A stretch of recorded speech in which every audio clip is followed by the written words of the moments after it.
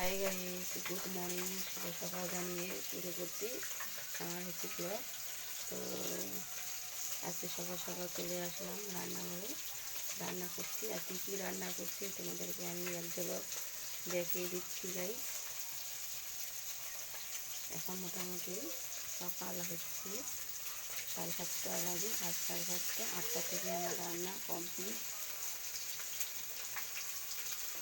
প্রত্যেক দিন আমার সকাল সকাল রান্না হয়ে যায়, কারণ আমার স্কুল আছে।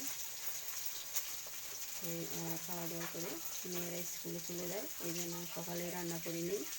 তো আজকে রান্নায় কী কী মেনু আছে তোমাদেরকে একটু দেখে দিচ্ছি। এখানে দেখতে পাচ্ছ ভাত হচ্ছে, আর এখানে দেখতে পাচ্ছ মাছ ভাজা।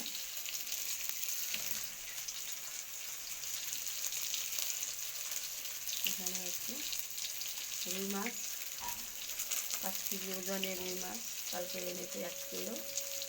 তো ওটা ভাজা করেছি, ভাজা হয়ে গেছে, নামাতে হবে। আর এখানে কী কী সবজি আছে তোমাদেরকে দেখাচ্ছি। দেখতে পাচ্ছ এখানে সবজি কেটে নিয়েছি, বেগুন, আলু আর হচ্ছে ফুলকপি, টমেটো। এটা দিয়ে আমি মাছের ঝোল করবো পাতলা করে, বেশি মানে মশলা ছাড়া অল্প তেলে রান্না করব। আর আমি একদম তেল মশলা অতটা বেশি ব্যবহার করি না। যখন মানে বড় মাছ হয় বা মাংস যদি হয়, মাটন হয়, তবে আমি মশলা বেশি রান্না করে থাকি। আর এখানে হচ্ছে মশলা করে নিয়েছি।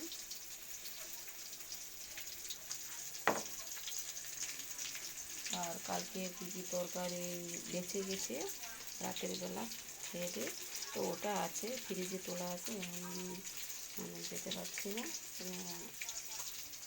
তো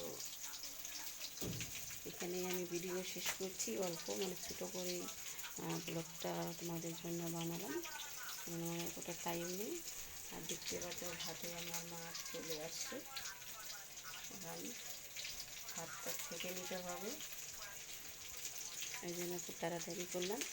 তো আজকের ব্লগটা কেমন লাগছে তোমরা অবশ্যই আমাকে বলে দিও গাইস। তো খুব ঠান্ডা পড়েছে, 2 দিন থেকে খুব ঠান্ডা পড়ছে। তো আর মানে কিছু বলছি না, তো আজকে এখানে শেষ করছি। তোমরা ভালো থাকো, সুস্থ থাকো।